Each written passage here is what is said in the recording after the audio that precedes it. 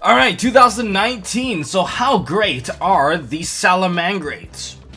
It's potentially the next top tier coming from a structure deck, but we're gonna talk about all that we really need to know for now, such as where's all the hype coming from, is it an easy to acquire budget style top tier, and we're gonna look at the playstyle and demo it quickly for you guys. Before I continue, I want to give a huge shout out to Darcy, Philippe, and Christian as my newest Patreons over the holidays. Huge thank you to you guys, appreciate all your support, and if you guys want to consider helping out the channel and showing your support, you can check out the Patreon link down in the description below and be part of the Patreon fam and get your benefits of early proxies and proxy suggestions. So where's all the hype coming from? Well, it's coming from OCG, and ever since the ban list dropped, they basically just jumped ship, and seems like Salamangreats have floated to the top, and if they're able to top events in OCG, it's an indicator that they will perform fairly well over here in TCG, and it has already influenced the prices of various cards. So is the deck budget? Potentially yes, I guess? There's a part that I really don't know, and that's going to be the parts in Savage Strike. That's the Sunlight Wolf and the Violet Chimera.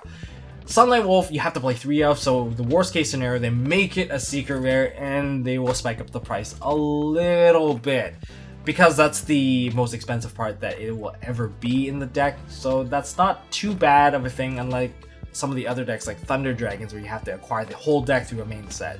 But aside from that, everything else has a guaranteed acquiring method, which is through structure decks, and the term each sold separately has never been more applicable because you need parts from another structure deck. Power Code Link, you need Lady Debug, and Lady Debug is the only card you need in there because it's your normal summoning opener, which allows you to fetch a Cyberse level 3 or lower monster. However, because of that, it spiked up in price, so a copy of Lady Debugger or Lady Debug costs between $5 to $7, and at that point you might as well just buy the entire structure deck at $10 because it was also one of the worst structure decks at its time, and therefore I guess there should be some left at your locals unless people already bought them out. And I think there's a lot of value in that. You get Effect Veiler, Phantom Skyblaster, Forbidden Chalice, Land for Linkus, and anyone that got Land for Linkus basically kept it because if they bought that structure deck, that was the only purpose for it at the time. But anyways, aside from that structure deck, you also need, of course, the new structure deck of Soulburner that's going to be released in February. So this one will have all your main deck stuff, such as your Gazelles, your Spinnies, your traps like the Roar and the Rage, Rhoda, the Salamangreats Circle. Everything is in there. Based on what Konami has released on their website, it's that the extra deck size of this structure deck will come with 6 monsters, and based off of the math of the OCG release versus the TCG release, a 6-card extra deck does match up with the OCG one if you include their enhancement pack, which gave them the Xyz monster of Mirage Stalio and Valynx.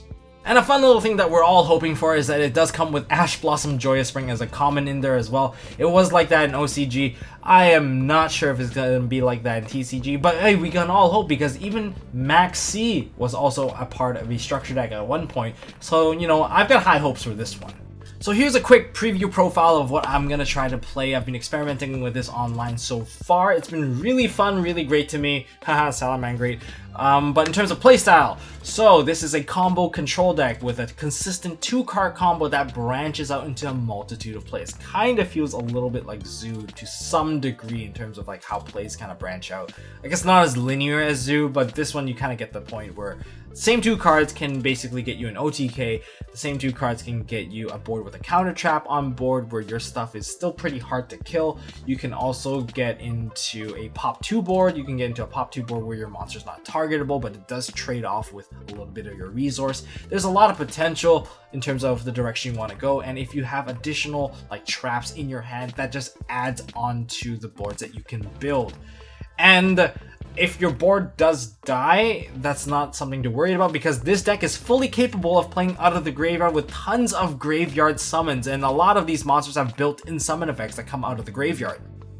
So quick deck rundown, I'll do a proper profile once I actually get the cards, but in terms of where you get these cards so that you can scour yourself, you can get Lady Debug from Power Code Duelist, the Gazelles and the Spinies, the 2 cards that you have to open to have your combo in each of your turns. They are from the Soulburner structure deck.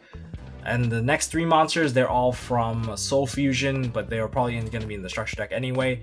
Fusion of Fire, this is going to be in Savage Strike. These circles are from the Soul Burner, and then more Soul Burner cards. We have the Rage and the Roar. So the Counter Trap and the Popper, they're all from the structure deck. In terms of structure deck, first is Savage Strike. We have Veilings. You have to play 3. It searches out the field spell, which is why you only run 1 copy. But it also acts as a protection for any of your Salamangreat card, which makes them a lot stickier on the board. So that's why you run 3 copies of this, and it only requires 1 level 4 Loyal Cyberse monster, which Lady Debugger also fits that category, which is why you run it like that. Then you run triple Sunlight Wolf because it helps you refetch resources in the graveyard, and a bunch of other dudes. Transcode Talker, another structure deck exclusive. Then Heat Leos from Soul Fusion, and then there's Mirage Stalio, that's from the Soul Burner, and then we have another Savage Strike card, which is Violet Chimera. And Violet Chimera is the reason why you can run the Super Poly, because you can use a Link monster plus a Salamangreat. And if your opponent plays Links, which basically every single person does, you can use their monster and kind of take away their Link pointers, just so that you get yourself a nice fusion. Alright, in this replay I'm going to showcase the basic opening because I already have Gazelle and Spinny in this hand. The first summon that you should do is to maximize your advantage. In my case, I needed Foxy because Foxy helped me fetch out the Salamangreat Circle, which I can fetch back later on, which is kind of altered the play that I was going to go for. So I'm going to add the Circle, which helped me add another Gazelle. Because I sent Foxy into the graveyard and this card was Link summoned, I get to add a Salamangreat Sanctuary from the deck to the hand. And that activated, but also I have a trigger of the Gazelle that can activate as well. So here we go. Gazelle activates, special summon the Gazelle. Gazelle will now activate once again on his trigger because it was normal special summon. Here's the part that can change, because I sent Salamangreat Roar, but depending on the trap or back row that you want, or if you're missing Spinny, you should probably send Spinny. But since I already have Spinny, I don't need to do that. I'm going to go for the counter trap, because the counter trap can reset itself, and this circle is going to re-add back to my hand, thanks to the effect of Sunlight Wolf. So, since I control a Salamangreat card on the field, I can ditch this card for free to boost one of my monsters by 500, and this is just basically going to be act as a rank 3. Mirage Stalio acts as MX Saber Invoker to free summon out a monster from my deck. Now I'm going to activate the field spell and go to a Sunlight Wolf. And I'm going to go to a second Sunlight Wolf because I want to use this one as the material to shuffle back into the deck for my Jack Jaguar when I proc off Sunlight Wolf again. But right now, I activated the Roar because a Link monster used a Link material that shared the same name. So that gets reset, and this will get banished. If you don't have another card to add back with Sunlight Wolf, then you can choose to just add this card back to hand through Sunlight Wolf's effect and reset it so it doesn't get banished. But in this case, I did have a second card, so I'm going to add back the Salamangreat Circle, and since I have Jack Jaguar, I'm going to use Jack Jaguar, shuffle back in the Sunlight Wolf to special summon this to a Link arrow that it points to. And remember, you need both zones available to do this play. So if you go second, this is not a viable option. You can go do a different play because you're not going to be able to shuffle left and right.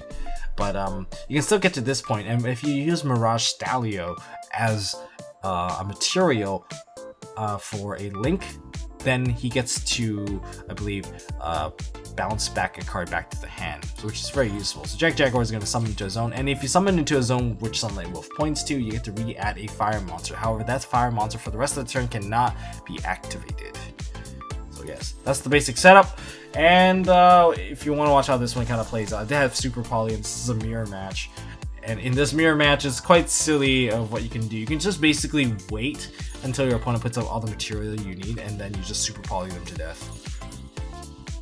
They're not going to be able to do anything. Once you Super Poly them, you just eat their material, which is why Super Poly is a really good counter side. So if you want to hurt this deck, just side this, and you just proc everything until the game ends. And as for the OTK, let me just quickly show you the OTK. So I was playing a Flame Buffalo variant on this one. The opening turn, really, not much really happened. I do have Fusion of Fire in my hand, and the only condition you really need is kind of like the same opening, but as long as you have a Fusion. You just need to maximize it so that by the time that you make your Heat Leo, you have an additional monster still on the board. So I basically did a very standard opening here. Not too different from the other game. He's going into Ancient Gears. I'm like, Yeah, let's not do that. Thank you for the counter trap. Let's not get wasted. And it doesn't really matter what kind of monster they leave on the board. So the OTK can happen with 2 cards, but mine was already set up, so it can happen with the 2-card opening, or it can happen on the turn after. It basically is a lot easier once everything is established. But since I have an Ash Blossom Joyous Spring, I can move a monster to 0 attack thanks to Heat Leo. So I'm going to add back the field spell. Right now, all I'm doing is loading up monsters into the Heat Leo play. Heat Leo is going to target Ash Blossom in my graveyard to lower one of his monsters down to 0, because it gives them that attack, which is really good since I threw Ash in there. And now that I've done the fusion with Heat Leo and Mirage Stalio, I'm gonna gain half their attack points, which will be 2,150. So I am 4,950, and that is an OTK because if I can double this card's attack during the damage calculation if my opponent's monster that I'm attacking is different from the original attack, and therefore I punch this one for 9,900 damage. It's over 9,000, and that would be one way to achieve game. You can achieve this exact same combo at higher expense with the 2-card combo on an opening turn, so this is why you just don't leave a single monster on the board. So there's a lot of OTK potential with this deck.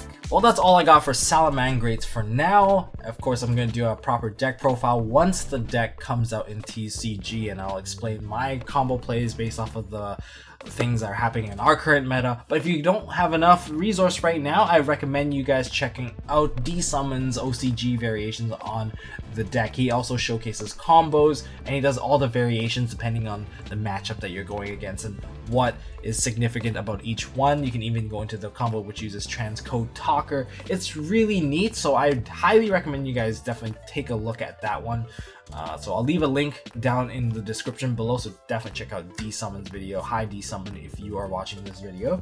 And I think that's all I got for this video. So if you guys enjoyed it, hit me up with a thumbs up. If you guys want to see more stuff from MST.TV, hit that subscribe button and smash the notification bell. And well, I guess I'll see you guys next time. I think I'm going to be working on a Medolce-ish video, so yeah, stay tuned for that. Live match versus Thunder Dragons. Oh, who's gonna have a good time this time? So yeah, I'll see you guys next time. Hey guys, thanks for watching. If you like this video, please drop us a like so we know we are doing a good job, and you can also subscribe to MST.TV for more fantastic videos by clicking on the button on the left. Don't forget to check out our partners at Imperium Duelist. They make really high quality mats, including some of my own limited edition release stuff.